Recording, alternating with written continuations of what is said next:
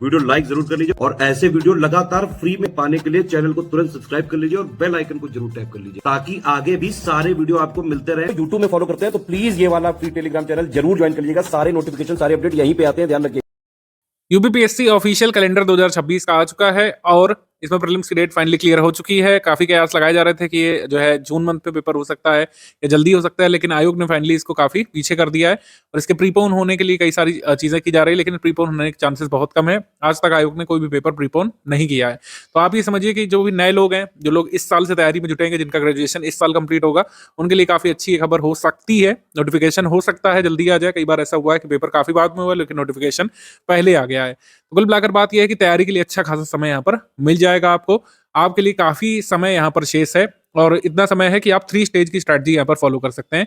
3 stage की strategy study for civil service follow करवा रहा है पिछले 3-4 वर्षों से। ये काफी इफेक्टिव स्ट्रैटेजी रही है, जिससे हजारों लाखों लोग प्रीलिम्स अपना क्लियर कर चुके हैं। ठीक है, आप भी कर सकते हैं। 3 स्टेज स्ट्रैटेजी फॉलो करने के लिए अभी इनफ टाइम है आपके पास। 3 स्टेज की स्ट्रैटेजी क्या है, कैसे है, इसको समझने के लिए पूरा वीडियो देखिए आप लोग।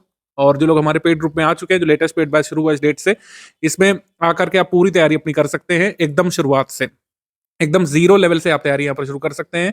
आप अगर जो है उत्तर प्रदेश में पीसीएस की पोस्ट पाना चाहते हैं लेकिन आपको ज्यादा कुछ नहीं जानकारी है, आप खाली एलिजिबल हो, ग्रेजुएशन आपका कंप्लीट हो, आप फॉर्म भरने के लिए एलिजिबल हो, आप हमारा ग्रुप ज्वाइन कर सकते हैं और इसमें हम पूरी तैयारी यहाँ पर आपको करा देंगे। 3 स्टेज की स्ट्रैटेजी में प्रीलिम्स की बेसिक तैयारी हो जाएगी, मेंस की फाउंडेशन आपकी बन जाएगी। आप चाहे तो प्री मेंस का हमारा कंबाइंड बैच ज्वाइन कर सकते हैं। कई सारे लोगों ने कंबाइंड बैच ज्वाइन कर रखा है, तो लॉन्ग टर्म तक उनको सर्व किया जाता रहेगा। तो 13 जनवरी से हमारा पेड ग्रुप शुरू हो चुका है। आप इसको ज्वाइन करके पूरी तैयारी अपनी कर सकते हैं एकदम शुरुआत से, बेसिक से, जीरो लेवल से एकदम सीढ़ी चढ़ते हुए आगे आप बढ़ेंगे और इस लेवल तक तैयारी करेंगे कि आपका प्रीलिम्स का कट ऑफ निकल सके। हमारी ये पर्टिकुलर स्ट्रैटेजी जो है ये प्रीलिम्स फोकस्ड स्ट्रैटेजी है।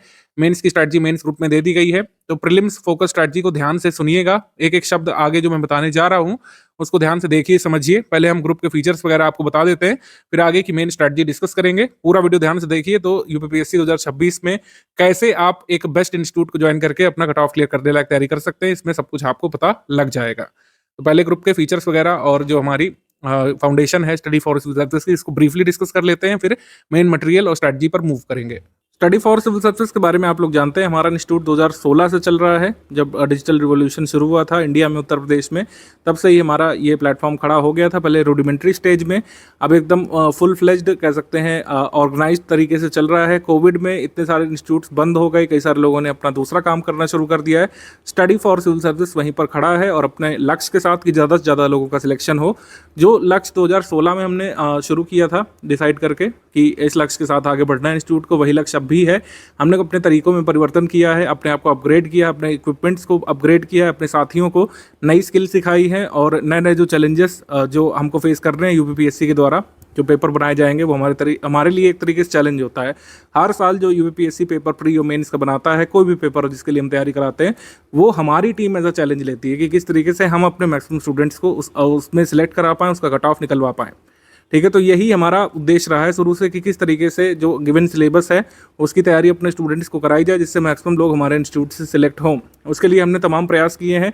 शुरुआत में छोटे स्तर पे होता था, लेकिन अब लगातार इतने सारे स्टूडेंट्स जुड़ते गए, आप लोगों ने विश्वास दिखाया, हमने लगातार मेहनत की, जिससे आपके विश्वास पर हम खरे भी उतर सके। तमाम लोग सिलेक्ट हो चुके हैं। सिलेक्शन लेने वाले जो प्रीलिम्स के छात्र हैं उनकी संख्या अब लाखों में पहुंच चुकी है। मेंस वाले हज़ारों लोग सिलेक्ट हो चुके हैं। कई सारे लोगों के तो आपने वीडियोस और उनका अनुभव भी सुना होगा हमारे अन्य चैनल्स पर। ठीक है, ये ऐसा ही संभव नहीं हुआ। हमने साल दर साल अपने तरीकों में परिवर्तन किया। इस साल भी आमूलचूल परिवर्तन किया गया है, वो अभी आगे आपको बताएंगे। लेकिन स्टडी फॉर सिविल सर्विस जिस भी कोर्स के लिए एडमिशन लेता है, जिस भी कोर्स के लिए कुल मिलाकर हम ओपनिंग मतलब करते हैं, जिस भी कोर्स के लिए एडमिशन लेकर के छात्रों को इनरोल करते हैं, हमारा उद्देश्य रहता है कि मैक्सिमम छात्र सिलेक्ट हों। सभी नहीं हो सकते हैं क्योंकि इतनी तो सीटें भी नहीं कभी होती हैं, लेकिन मैक्सिमम लोग हमारे इंस्टीट्यूट से सिलेक्ट हों और ऐसा होता रहा है। लगातार सिलेक्शन रेशियो हमारा अपग्रेड हुआ है, जबकि नंबर ऑफ वैकेंसी आप देख रहे होंगे कम होती जा रही हैं। स्टडी फॉर सिविल सर्विस क्यों वर्क करता है, मतलब क्यों जो है दूसरों से आगे है और क्यों स्टडी फॉर सिविल सर्विस को आपको ज्वाइन करना चाहिए, इसका कारण मैंने लिखा है ये डायग्राम बना करके।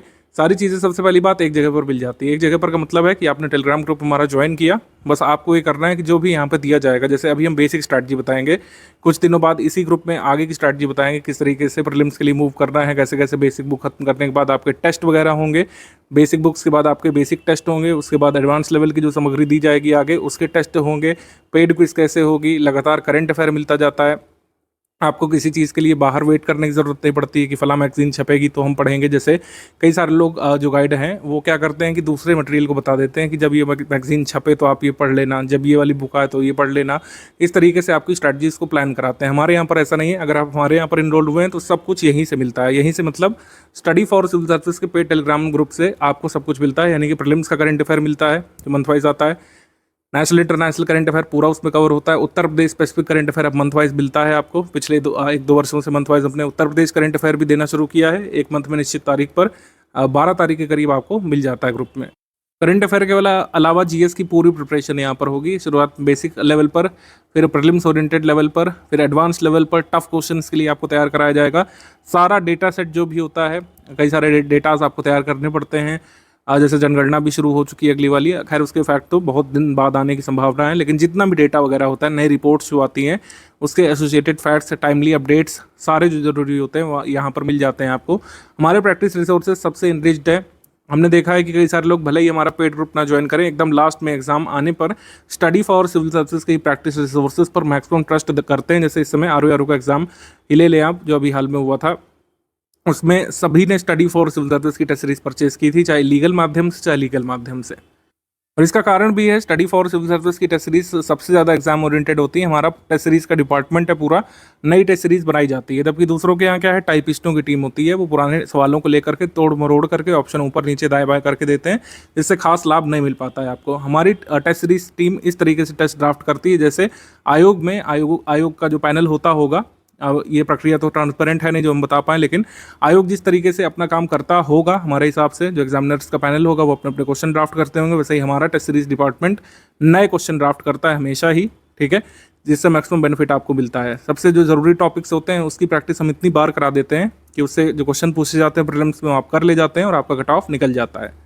तो सबसे ज़रूरी चीज़ है कमिटमेंट। हमारा सपोर्ट लॉन्ग टर्म के लिए होता है। जैसे ये ग्रुप अभी हम शुरू कर रहे हैं, पहला ग्रुप 2026 का, आप देखेंगे कि 12 महीने, 16 महीने, 17 महीने बाद भी हमारी वही एनर्जी रहेगी, वही हमारा कमिटमेंट रहता है। बार बार आपसे फ़ी चार्ज नहीं की जाती है। अगर एग्ज़ाम 1-2 महीने टल भी जाता है, जैसे एग्ज़ाम ये टला है 2025 वाला, पहले जल्दी होना था लेकिन अब ये टल गया है, ऐसे ही कई बार एग्ज़ाम टल जाते हैं 2-3 मंथ के लिए, तो हम अपना सपोर्ट जारी रखते हैं हमेशा ही। जहाँ तक फिजिबल होता है study for civil service team अपना सपोर्ट मेंटेन करती है, ठीक है। अब आर ओ का एग्ज़ाम जैसे कैंसिल हुआ था तो बहुत लॉन्ग टर्म के लिए टल गया था, तो उसमें हमने जो है कुछ नए चेंजेस किए थे, मतलब डिस्काउंट पर लोगों को इनरोल किया था। लेकिन यूपीपीएससी में आज तक भी ऐसा नहीं हुआ है कि एग्ज़ाम टला हो। इवन कोविड में आप देखेंगे एग्ज़ाम 5-6 महीने के लिए आगे बढ़ गया था, लेकिन हमारा सपोर्ट बिना किसी फीस के जारी रहा था और हमने कोविड वाले के बाद के एग्ज़ाम की पूरी तैयारी कराई थी, प्रीलिम्स में और मेंस में भी। तो हमारा सपोर्ट लॉन्ग टर्म तक रहता है। जो हमारा कमिटमेंट फीस लेने के दिन है वही हमारा 16 महीने बाद, 17 महीने बाद भी रहता है। हमारे टीचर्स आपको डाउट क्लियरेंस ग्रुप में उसी तरीके से एंटरटेन करते हैं जैसे डे 1 में, वैसे डे नंबर 1000, मतलब डे नंबर कह सकते हैं 180वें में, या फिर डे नंबर जो है कह सकते हैं 400वें में। जब 12-14 महीने बीत जाएंगे तब भी हमारा वैसा ही सपोर्ट और वैसे की वैसे एनर्जी बनी रहती है। आपकी एनर्जी भले ही डाउन हो जाए, आप भले ही अपने लक्ष्य से इधर उधर दाएं बाएं हो जाए, लेकिन हमारा सपोर्ट हमेशा बना रहता है। हमारे टीचर्स आपको डाउट बताएंगे, हमारा करंट अफेयर रेगुलर बेसिस पर आएगा आपके टेलीग्राम ग्रुप में। जो भी नए अपडेट्स होंगे, जो भी नया स्टडी मटेरियल होगा, वो टाइमली अपडेट किया जाता रहेगा, ठीक है। Consistent support through out your journey बना रहता है। आपकी यात्रा में हम हमेशा साथ दिखेंगे आपको। आप भले ही यात्रा से इधर उधर हो जाएं, आप भले ही जो है पढ़ाई छोड़ दें कि कुछ और करने लगे, जब तक हमारा कमिटमेंट होता है जिस भी कोर्स के लिए, वो हमारा कोर्स चलता रहता है लगातार, ठीक है। तो इसी तरीके से 2016 से हम लोग चला रहे हैं। साल दर साल जो एग्ज़ाम की डिमांड होती है उसको पूरा करने के लिए minor changes here and there पूरे कोर्स में किए जाते हैं, लेकिन हमारा मॉडल वही है कि कमिटमेंट रहेगा। जो भी कमिटमेंट किया गया है उसको पूरा किया जाएगा और पूरा प्रयास हमारी टीम करेगी कि आपका कट ऑफ निकले। अगर आप पढ़ेंगे, हमारा पढ़ाया हुआ एग्ज़ाम में आता है, आपका कट ऑफ जरूर निकलेगा। हम लगातार प्रयास करेंगे, आप लगातार पढ़ते जाइए तो कट ऑफ जरूर निकलेगा। तो जैसे हमने आपको बताया वो यहाँ पर लिखा भी हुआ है, वन स्टॉप डेस्टिनेशन के फॉर्म में रहेगा। कंप्लीट स्टडी मटेरियल आपको मिलेगा। Prelims oriented recorded video lectures बाद में मिलेंगे, टेस्ट सीरीज मिलेगी, प्रीलिम्स ओरिएंटेड कुछ नोट्स भी मिलेंगे आगे चल करके, पीवाईक्यू कंपाइलेशन मिलेगा। सिर्फ यहीं पर जो पीवाईक्यू कंपाइलेशन मिलेगा वही पढ़ना पड़ेगा बाहर से, बल्कि पीवाईक्यू कंपाइलेशन हम लोग नहीं देते हैं कभी, ना रिकमेंड करते हैं, ना बाहरी कोई मैगजीन रिकमेंड करते हैं। मंथली करंट अफेयर आपको मिल जाता है। कैसे कैसे मिलेगा अभी बता रहे हैं। मंथली लाइव डिस्कशन ये फीचर है, ये हमने 2025 से शुरू किया था। मंथली लाइव डिस्कशन में क्या होता है कि 2026 के अगर आप फुल पेड ग्रुप में हैं तो आपके डाउट क्लियरेंस वाले ग्रुप में एक अप्रोप्रिएट टाइम पर, जनरली 40 दिन या 35 दिन के अंतराल में, हम लोग एक लाइव डिस्कशन सेशन करते हैं। वो ऑडियो के माध्यम से होता है। ठीक है। टेलीग्राम में ऑडियो सेशन हम लोग करते हैं, लाइव होता है वो, मतलब लाइव आकर के टीचर आपके डाउट्स जो है सुनेंगे, उसको बताएंगे। आप जो है मतलब लाइव आकर के अपने डाउट पूछ सकते हैं और टीचर से डिस्कस कर सकते हैं क्या चीज़ आपको नहीं समझ में आ रही है, ठीक है, बुक से पढ़ाई नहीं समझ में आ रही है, क्या अप्रोच रखनी चाहिए एग्जाम के लिए, वो समझ नहीं पा रहे हैं, आप कोई ऐसा डाउट पूछना चाहते हैं जो लाइव आकर के ही पूछा जा सकता है, तो आप पूछ सकते हैं। ठीक है, यूपीपीएससी स्पेसिफिक, सिलेबस स्पेसिफिक और बेसिकली प्रीलिम्स ओरिएंटेड चर्चा यहाँ पर होती है। यूपीपीएससी स्पेसिफिक ये 35-40 दिवस में एक बार होता है, जब भी होना होता है हमारे टीचर आपको नोटिफाई कर देंगे और आप जो है अपने टेलीग्राम ग्रुप में इसको ज्वाइन कर सकते हैं और अपने डाउट जो है डिस्कस कर सकते हैं। इसमें पार्ट लेना कंपलसरी नहीं है, यानी कि ये कोर्स का कोई ऐसा भाग नहीं जो आपसे छूट गया या फिर आप नहीं ज्वाइन कर पाए तो आपका कोई नुकसान होगा, ऐसा नहीं है। जो लोग ज्वाइन करना चाहते हैं, जिनके डाउट है, वो यहाँ पे पूछ सकते हैं। अदरवाइज जो डाउट क्लियरेंस वाला ग्रुप है, जिसमें आप अपने कोर्स स्पेसिफिक डाउट पूछेंगे, वो तो टाइमली चलता ही रहता है। डेली जो है 15-16 घंटे वो चलता है। आप सुबह से लेकर रात तक अपने डाउट पूछ सकते हैं। अगर लेट नाइट डाउट पूछते हैं तब भी हमारी टीम रिप्लाई करती है कई बार। अगर 2 बजे के बाद डाउट पूछेंगे रात में, तो नेक्स्ट मॉर्निंग आपको ग्रुप शुरू होते ही डाउट का रिड्रेसल मिल जाता है, आपका जवाब टाइमली मिल जाता है। इस पीडीएफ को अच्छे से देख लीजिएगा कुल मिला करके। इस पीडीएफ को डाल भी देंगे आपके टेलीग्राम ग्रुप में, पिन कर देंगे। इसमें टाइम प्लान लगा हुआ है, किस तरीके से बेसिक तैयारी करनी है, किस दिन कौन सा चैप्टर कितने घंटे पढ़ना है। इस बार ये व्यवस्था भी हमने कर दी है। पहले हम लोग ये नहीं करते थे, चैप्टर वाइज नहीं बताते थे, बुक वाइज बताते थे, लेकिन इस बार चैप्टर वाइज डेली कितने चैप्टर, कितने घंटे, कितने चैप्टर, पूरा यहाँ पर टाइम प्लान हमने बनाया है, जिससे बेसिक प्रिपरेशन आप शुरू में करें। एकदम जो ABCD से शुरुआत करना चाहते हैं उनको काफ़ी बेनिफिट इसमें मिलने वाला है कि डेली बेसिस पर 45 से 60 दिवस का जो प्लान है 2 महीने का, ठीक है। अगर आप में कैलिबर है तो 1.5 महीने में भी इसको कर सकते हैं, 45 दिवस में। अगर थोड़ा टाइम लेना चाहते हैं 60 दिवस में इसको कंप्लीट कर सकते हैं। फिर आपके इसी स्टडी मटेरियल पर, इसी पढ़े हुए बेसिक पर आपके टेस्ट होंगे, जिससे आप अपनी प्रिपरेशन चेक करेंगे। स्टेज वाइज चलते जाना है। शुरू का जो पहला 2 महीना होगा वो बेसिक पढ़ाई के लिए है। फिर आगे आपके टेस्ट होते रहेंगे करीब 1 महीने तक, बेसिक के 1-1.5 महीने तक टेस्ट होंगे, इवैल्यूएशन आप करिए, उसके बाद आगे की स्ट्रैटेजी बताई जाएगी। अभी बेसिक का ही हम बताएंगे। ओवरऑल आपको आइडिया हमने दे दिया है कि पहले जैसे बेसिक होगा, फिर प्रीलिम्स ओरिएंटेड मटेरियल होगा, फिर PYQ कंपाइलेशन मिलेगा और रिकॉर्डेड वीडियो लेक्चर मिलेंगे, उसको देखना है आपको, उससे तैयार करना है। प्रैक्टिस शुरू हो जाएगी। प्रैक्टिस अभी तुरंत नहीं शुरू कर रहे हैं क्योंकि अभी काफ़ी टाइम है हमारे पास। प्रैक्टिस जो है पेड क्विज के माध्यम से शुरू होगी, पेड क्विज से, और टेस्ट सीरीज़ वगैरह मिलेगी। ये बेसिक टेस्ट सीरीज़ के अलावा बेसिक टेस्ट सीरीज़ अलग है, और जो advance prelims oriented test series है, जिससे कई बार क्वेश्चन आ जाते हैं डायरेक्टली एग्जाम में, वो टेस्ट सीरीज़ अलग है। तो काफ़ी सारे टेस्ट यहाँ पर करवाएंगे आपको। आप अपनी प्रिपरेशन जो है अच्छे से एवेलुएट कर सकेंगे टेस्ट सीरीज़ लगाने के बाद। टेस्ट सीरीज़ 2 चरण में होगी। पहला बेसिक जो फेज़ है, बेसिक पढ़ने के बाद जो आपको टेस्ट देना है वो अलग है, बेसिक टेस्ट है, और फिर जो है एडवांस लेवल के प्रीलिम्स ओरिएंटेड टेस्ट हैं, प्रीलिम्स वाले। और पेड क्विज शुरू हो जाएगी, उसमें रेगुलर बेसिस पर पूरे सिलेबस के मोस्ट इंपॉर्टेंट फैक्ट्स और क्वेश्चंस रिवाइज कराए जाते हैं, उसको आप अटेम्प्ट करते रहते हैं, वो अलग है। जो लोग भी पेमेंट वगैरह कर चुके हैं, आपको दिख रहा होगा कि करीब आपको 3 ग्रुप में जोड़ा गया है। 3 मेजर ग्रुप हैं। सबसे पहला स्टडी मटेरियल वाला ग्रुप है, जिसमें सारा स्टडी मटेरियल अभी तक का जो आपको स्टडी करना है, बेसिक जैसे दिया गया है, बेसिक बुक्स वगैरह अभी यही दिया गया होगा, और कुछ चीज़ें बेसिक बुक्स वगैरह दिख रही होगी आपको इसमें, और टाइम प्लान वगैरह दिख रहा होगा। ये पेड स्टडी मटेरियल वाला ग्रुप है, ठीक है। डाउट क्लियरेंस वाला ग्रुप है, जिसमें आपको जोड़ा गया होगा, उसमें आप डाउट पूछ सकते हैं टीचर से डायरेक्टली, अपने लिख करके पूछ सकते हैं इसमें। और इसी डाउट क्लियरेंस वाले ग्रुप में लाइव सेशन भी होगा एक निश्चित अंतराल पर। जो लोग ग्रुप में अभी ज्वाइन करे हुए हैं, जैसे ग्रुप शुरू हुआ है मान लीजिए फला तारीख को, और आप 10 से 15 दिवस बाद भी ज्वाइन करते हैं, तो सबसे पहला जो काम करना है, अपने ग्रुप के पिंड मैसेज में स्ट्रैटेजी वीडियो देखना है, और पेड ग्रुप में स्टडी मटेरियल कैसे देखें वाला वीडियो देखना है। इससे आप सब कुछ समझ पाएंगे। अब जिसके लिए आप लोग कई मतलब कह सकते हैं मिनट से स्ट्रैटेजी वीडियो में रुके हुए हैं, वेट कर रहे हैं, वो ये है कि शुरुआत कैसे करें। हम ग्रुप में सर आ गए, कैसे पढ़ाई शुरुआत कर दें। तो ये 45 दिवस का जो बेसिक टाइम प्लान है वो ये है। इसमें हम ये वाले सब्जेक्ट कवर करने वाले हैं। इकोनॉमी के लिए बाद बताया जाएगा, ठीक है, अर्थव्यवस्था के लिए, क्योंकि इसमें 2 तरीके से प्रिपरेशन होती है, एक होती है स्टैटिक की और एक होती है करंट ओरिएंटेड की। इसका बता दिया जाएगा बाद में। शुरुआत में जो बेसिक बड़े सब्जेक्ट हैं, जिससे ज़्यादा क्वेश्चन आपके एग्जाम में आते हैं, जैसे इतिहास में भी ancient history, medieval history, modern history, ठीक है, पॉलिटी, राज्य व्यवस्था, भूगोल, ठीक है, भूगोल में जिसमें इंडियन ज्योग्राफी भी शामिल है, वर्ल्ड ज्योग्राफी भी शामिल है, मानव भूगोल, इकोनॉमिक ज्योग्राफी भी शामिल है, और फिर सामान्य विज्ञान। ये बड़े जो सब्जेक्ट हैं, एनवायरनमेंट भी ले लीजिए इसमें, ठीक है। तो ये बड़े सब्जेक्ट कंप्लीट करना जरूरी है। अब छोटे सब्जेक्ट, जैसे कुछ लोग पूछे तो कौन होते हैं भाई, छोटे सब्जेक्ट हम लोग मानते हैं, जैसे यूपी जीके, ये छोटा सब्जेक्ट हो गया। आर्ट एंड कल्चर, प्रीलिम्स में आर्ट कल्चर से बहुत कम ही सवाल आते हैं, तो आर्ट कल्चर ये छोटा सब्जेक्ट हो गया। गवर्नमेंट स्कीम वगैरह है, ये सब हम छोटे सब्जेक्ट के रूप में रखते हैं, यानी कि इनको कंप्लीट किया जा सकता है, इनका पोर्शन कम होता है, ठीक है।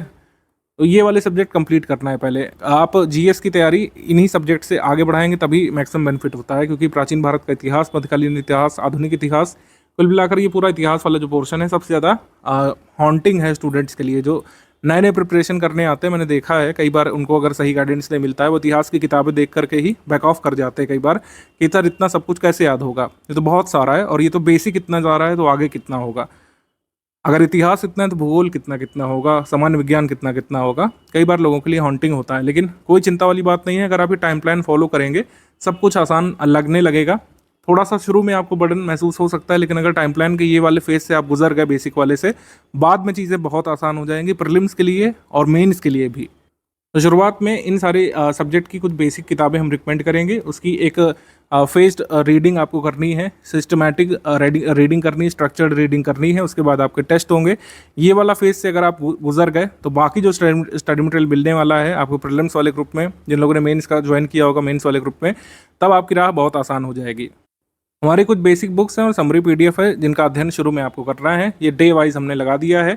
इसमें देखिए हमने तारीख नहीं डाली है, तारीख हमेशा ही आपका कह सकते हैं और डामाडोल कर देती कॉन्फिडेंस, क्योंकि तारीख में फिर टाइम बाउंड हो जाता है। इसमें हमने तारीख नहीं डाली, इसमें डे डाला है। किसी भी दिन से आप शुरू कर सकते हैं। हमारा ग्रुप शुरू हुआ है आज, और हो सकता है आप 10-15 दिवस बाद ज्वाइन करें, तब आपके लिए डे 1 उस तारीख से शुरू होगा जिस तारीख से आप टाइम प्लान फॉलो करना शुरू करेंगे। तो डे 1 में क्या क्या पढ़ना है भाई, जैसे डे 1 में हमने आपको दे दिया है चैप्टर 1 ऐतिहासिक पृष्ठभूमि, ये एम लक्ष्मीकांत से स्टडी करना है। फिर types of sources and historical construction, ancient history R S Sharma वाली बुक से, एंशिएंट हिस्ट्री की समरी के 5 पेजेस से पढ़ने हैं। अभी पहला काम करना है डे 1 में। फिर डे 2 में क्या है भाई, ऐसे डे 3 में, डे 5 में सब कुछ दिया हुआ है क्या क्या पढ़ना है। मतलब ये इस तरीके से अरेंज किया गया है कि आपके ये 45वें दिवस तक ये बुक्स कंप्लीट हो जाएंगी। हमारी समरी और हमारी जो बेसिक बुक्स हैं हिस्ट्री वाली वो कंप्लीट हो जाएगी। लक्ष्मीकांत थोड़ा सा बच जाएगा, उसको आप बाद में कवर कर सकते हैं 15 दिन एक्स्ट्रा ले करके। लक्ष्मीकांत के मोस्ट इंपॉर्टेंट जो चैप्टर हैं जो आपको पढ़ने ही चाहिए यूपीपीएससी के लिए, वो इसमें कवर हो जाएंगे। मॉडर्न हिस्ट्री की, मेडिवल हिस्ट्री की और एंशिएंट हिस्ट्री की बुक खत्म हो चुकेगी। हमारी सारी समरी फिनिश हो चुकी होंगी, और एनसीईआरटी की जितनी भी ज्योग्राफी है वो फिनिश हो चुकी होगी, ठीक है। तो एनसीईआरटी की ज्योग्राफी साइंस का जो मटेरियल है, साइंस की हमारी समरी वो इसमें फिनिश हो चुकी होगी। जितनी भी बेसिक बुक हैं 45 दिवस तक फिनिश हो चुकी होंगी, अगर आप इस तरीके से फेज्ड वाइज रीडिंग करेंगे तो। अब आपको लग रहा होगा कि सर ये तो कोई भी कर सकता था, कोई भी बंदा टाइम प्लान बना सकता था, चैट जीपीटी से हम कह देते थे, प्रॉम्प्ट दे देते तब भी बन जाता है। इसका महत्व क्या है? इसका महत्व ये है कि अगर आप हमारे ग्रुप में आकर के ये 45 दिवस फेज वाइज स्टडी करेंगे बेसिक बुक्स की, आगे की राह बहुत आसान हो जाने वाली है। आगे फिर ये नहीं लगेगा कि सर ये मेंस का सिलेबस नहीं समझ में आ रहा है, सर ये आंसर राइटिंग नहीं समझ में आ रही है, इसमें क्या चीज़ है, आर्ट कल्चर में क्या क्या आता है, जो कह सकते हैं मॉडर्न इंडिया वाला टॉपिक है, कहाँ से शुरू होता है, कहाँ खत्म होता है। ये जो छोटे छोटे डाउट्स रह जाते हैं लोगों के, इतना सब कुछ पढ़ने के बाद भी वो नहीं रहेंगे। पर प्रीलिम्स के बाद आप मेंस का जब स्टडी मटेरियल उठाएंगे, स्टडी फॉर रिजल्ट्स का फैमिलियर लगेगा, स्मरण करना आसान रहेगा, आत्मसात करना आसान रहेगा, आंसर राइटिंग की शुरुआत करना आसान रहेगा। और सिर्फ इतना ही नहीं है कि टाइम प्लान बन गया है, 45 से 60 दिवस तक ये फॉलो करने के बाद आपके बेसिक टेस्ट भी होंगे, बेसिक टेस्ट होंगे, जिससे आप ये कंफर्म कर पाएंगे कि जो आपने 45 दिवस दिए वो कितने फ्रूटफुल रहे, आप क्वेश्चन कर पा रहे हैं कि नहीं। क्योंकि जो टेस्ट होंगे बेसिक वाले इसी स्टडी मटेरियल पर आधारित रहेंगे। जो आपने 45 दिवस तक कंप्लीट किया इसी स्टडी मटेरियल पर आधारित रहेंगे ये अगले बेसिक टेस्ट, ठीक है। हर 5 दिवस में, 7 दिवस में एक मतलब हम लोग इस तरीके से प्लान आगे साझा कर देंगे आपको 45 दिवस खत्म होने के बाद, कि हर 5वें दिवस, 5 से 6 दिवस, एवरी 5th और 6th डे आपका टेस्ट होगा एक फेज्ड मैनर में, ठीक है। टेस्ट होगा, आप उसका एवेल्यूएशन करेंगे और पता लगाएंगे कि आपने जो भी पढ़ा बेसिक बुक उससे आप कितने क्वेश्चन अटेम्प्ट कर पा रहे हैं। उसको ग्रुप में डिस्कस कर सकते हैं। इसके लिए लाइव सेशन भी हम लोग करेंगे जिसमें आप अपना स्कोर डिस्कस कर सकते हैं और आगे की राह हम लोग बताएंगे आपको। अच्छा, एक चीज़ और है कि 45 दिवस का हमने बनाया है, एक एवरेज स्टूडेंट के हिसाब से मैंने बनाया है इसको। लेकिन अगर किसी को लगता है कि वो स्लो रीडर है, उसको थोड़ा और समय लगता है, तो आप इसको 60 या 65 दिवस तक भी ले जा सकते हैं। कोशिश करिए कि इससे आगे नहीं बढ़ाइएगा। मेरे हिसाब से डेली अगर 3 घंटे भी देंगे मुश्किल से, तब भी 60 दिवस में, 62 दिवस में कंप्लीट किया जा सकता है। अगर 4.5 घंटे तक देंगे तो 45 दिवस में ये पूरा कंप्लीट किया जा सकता है। अब ये रीडिंग करना बहुत ज़रूरी है। जैसे आजकल ये रील वाली दुनिया है, लोग बुक्स से हटते जा रहे हैं, लेकिन जो सिविल सर्विसेज के स्टूडेंट्स हैं उन्हें बुक्स का महत्व समझना पड़ेगा। बिना बुक्स के देखिए हो नहीं पाएगा। अब जैसे कुछ लोग पूछेंगे कि सर बुक्स से नहीं आ रहा है, कि बात सच है। एनसीईआरटी की सारी बुक आप पढ़ डालिए तब भी यूपीएससी के 10-15 से ज़्यादा क्वेश्चन नहीं कर पाएंगे, और 10-15 क्वेश्चन से कट ऑफ निकलता नहीं है। लेकिन इसका महत्व हमेशा ही रहता है। जो आगे मटेरियल हम लोग देंगे जो फैक्ट ओरिएंटेड होगा, जिसमें कई सारे फैक्ट होंगे, कौन सा मिनरल कहाँ पे पाया जाता है देंगे, कौन सी पहाड़ी कहाँ पे है, कई सारे वर्ल्ड ज्योग्राफी के इतने सारे फैक्ट हम लोग जो देंगे उसको याद करना आसान हो जाता है। जिन लोगों के बेसिक कवर होते हैं उनका एक ऐसा इंस्टिंक्ट डेवलप होता है कि कई बार जो उनको उत्तर नहीं पता होता है उसका भी सही उत्तर निकाल ले जाते हैं वो लोग एग्जाम में।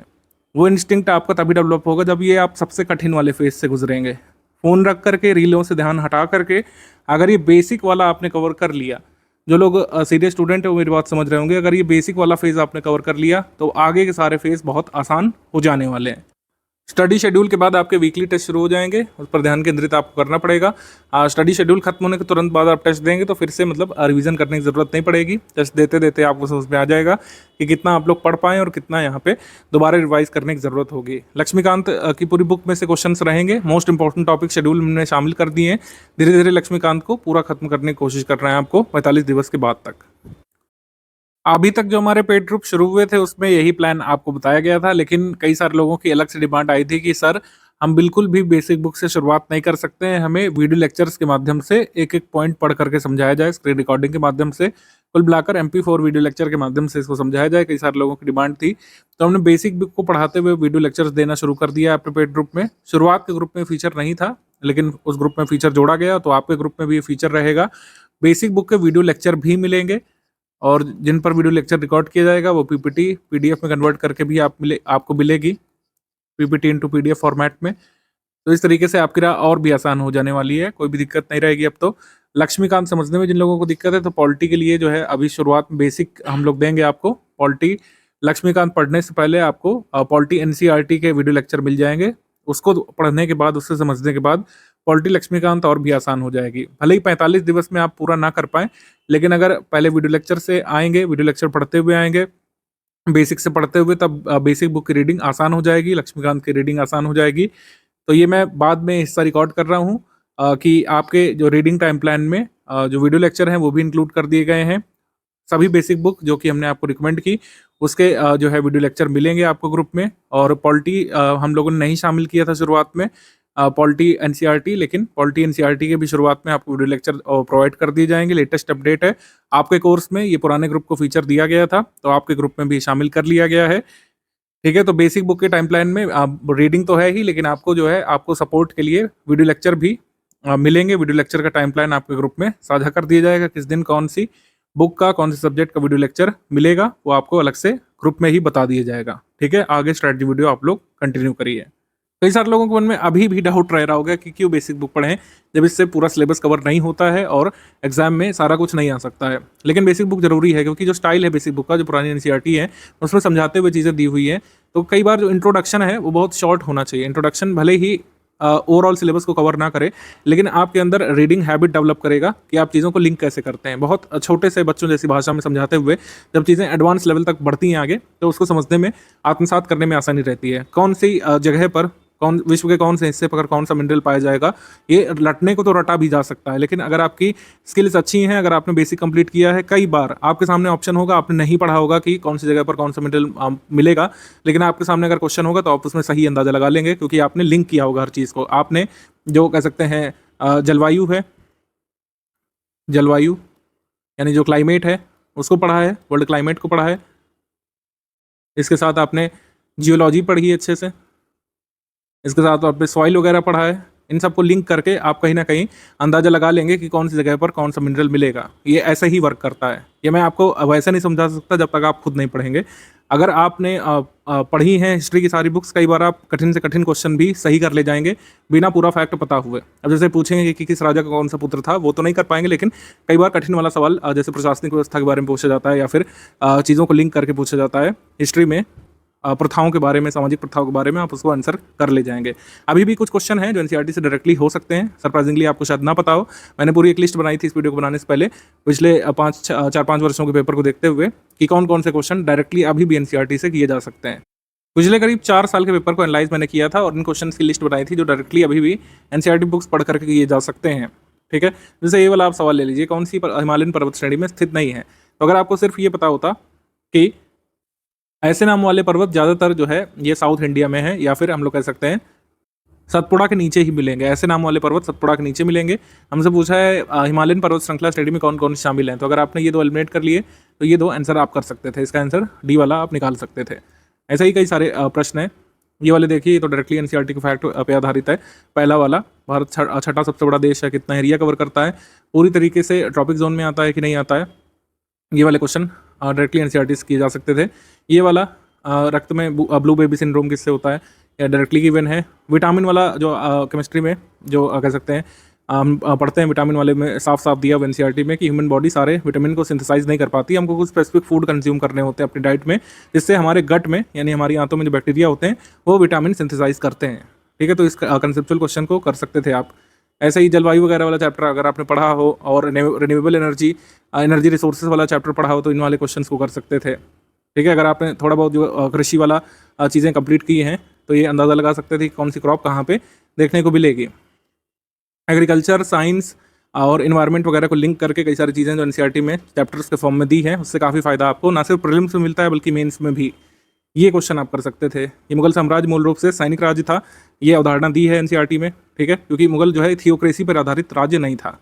मुगल कह सकते हैं administration what not based on theocracy. ठीक है, राजधर्म पर आधारित नहीं था, सैनिक राज्य था और मनसबदारी सिस्टम के हिसाब से यहाँ पे सैनिकों को नियुक्त किया जाता था। Asiatic Society of Bengal directly दिया है। आज भी कई सारी चीज़ें डायरेक्टली दी हैं एनसीईआरटी में जो पूछी जाती हैं। Various components of ecosystem are independent, यहाँ पे नॉट दिया हुआ है तो ये असर्शन रॉन्ग हो जा रहा है हमारा। ये पिछले 4-5 वर्षों के पेपर से मैंने निकाला। यूट्रोफिकेशन दिया है और बायोजियोकेमिकल साइकिल भी दी है। मानव मस्तिष्क के बारे में जो क्वेश्चन पूछे जाते हैं, हमारा हार्ट कितने चैम्बर का है, और ये तो डायरेक्टली दिया है कि तमिलनाडु कोस्ट को जो है साउथ वेस्ट मानसून से वर्षा क्यों नहीं मिलती है। ठीक है, इसका कारण भी डायरेक्टली मेंशन्ड है। इसके बाद जो है ये वाला है आइलेट्स ऑफ बीटा सेल्स से, मतलब beta cells of islets of Langerhans से पैंक्रियास में कौन सा हार्मोन सेक्रेट होता है, इंसुलिन। इसकी कमी से क्या हो जाता है वो भी मुझको पता है। ग्रोथ, पॉपुलेशन और डेवलपमेंट कैसे आपस में लिंक्ड है, ये उदाहरण एनसीईआरटी से आप बना सकते हैं। प्राकृतिक रेशम में कौन सा कंपोनेंट आपको देखने को मिलेगा। कोरिलेस फोर्स की अवधारणा दी है एनसीईआरटी ज्योग्राफी में। ये 2024 वाले कुछ क्वेश्चन है जिसमें इस तरीके से आंसर किया जारी करता था निशान लगा करके। तो हिमालय अभी भी ऊंचा क्यों हो रहा है, ये 9th क्लास की ज्योग्राफी के चैप्टर में गिवन है। टेक्टोनिक प्लेट्स अभी भी टकरा रही हैं।